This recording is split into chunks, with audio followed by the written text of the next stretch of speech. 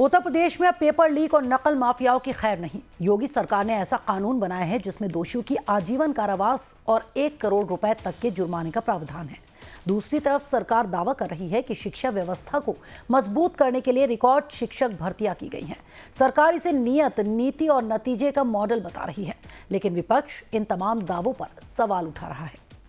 आजीवन जेल तक की सजा, 1 करोड़ तक जुर्माना, नकल माफिया की संपत्ति अब जब्त होगी। योगी सरकार ने बड़ा कदम उठाया है। फर्जी वेबसाइट भी अपराध के दायरे में आएगी और फर्जी एडमिट कार्ड पर भी कार्रवाई की जाएगी। पेपर लीक, फर्जी परीक्षा और नकल माफियाओं पर अब योगी सरकार का सबसे बड़ा वार। उत्तर प्रदेश में नया कानून लागू कर सरकार ने साफ संदेश दिया है कि शिक्षा के भविष्य से खिलवाड़ करने वालों को अब सख्त सजा मिलेगी। कानून में आजीवन कारावास, 1 करोड़ रुपए तक का जुर्माना और संगठित गिरोह की संपत्ति जब्त करने का भी प्रावधान किया गया है। सरकार का दावा सिर्फ कानून तक सीमित नहीं है, बल्कि शिक्षा व्यवस्था को मजबूत करने के लिए बड़े पैमाने पर शिक्षक भर्ती भी की गई है। योगी सरकार के मुताबिक 2017 के बाद प्रदेश में 1,27,484 शिक्षकों की नियुक्ति हुई है। तो 2017 के बाद 1,27,484 शिक्षकों की भर्ती हुई है। 2012 से 2016 में 80,166 शिक्षकों की भर्ती की गई।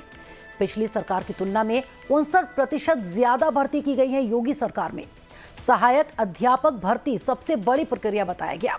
सरकार का दावा है भर्ती प्रक्रिया पूरी तरह से पारदर्शी है। स्कूलों में शिक्षकों की कमी घट गई है, सरकार का यह बड़ा दावा। निपुण भारत मिशन को मजबूती मिली है, योगी सरकार का यह भी कहना है। ये युवाओं को बहका रहे हैं। याद करिए, 9 लाख युवाओं को हम लोगों ने सरकारी नौकरी दी है। यूपी के अंदर सरकारी नौकरी 9 लाख नौजवानों को अपने हाथ से मैंने नौकरी पत्र, नियुक्ति पत्र वितरित किए हैं।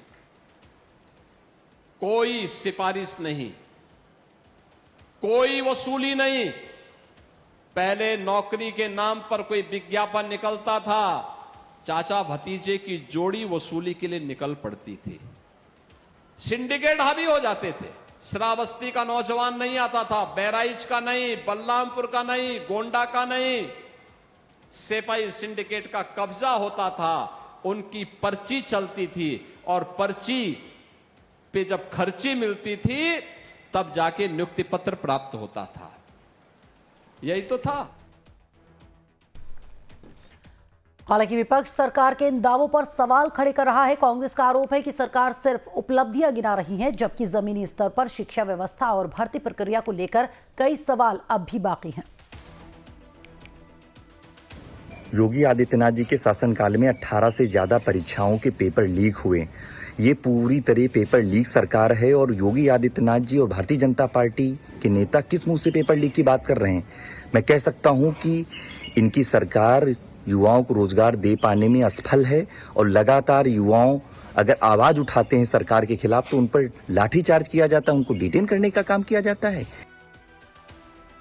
उधर कानून व्यवस्था और अपराध नियंत्रण के नजरिए से पूर्व डीजीपी ए.के. जैन का मानना है कि अगर इस कानून का सख्ती से पालन हुआ तो पेपर लीक माफिया पर प्रभावी अंकुश लगाया जा सकता है।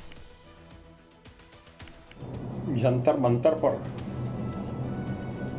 एक बड़ा आंदोलन ये कॉकरोच जनता पार्टी वालों ने छेड़ा है, जिसमें अपोजिशन पार्टीज का भी उनको पूरा समर्थन मिल रहा है।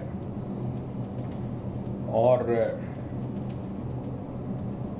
स्थिति 20 जुलाई को बहुत खराब हो गई थी। मेरा ये मानना है कि जो कल रात प्रधानमंत्री जी ने कदम उठाया है,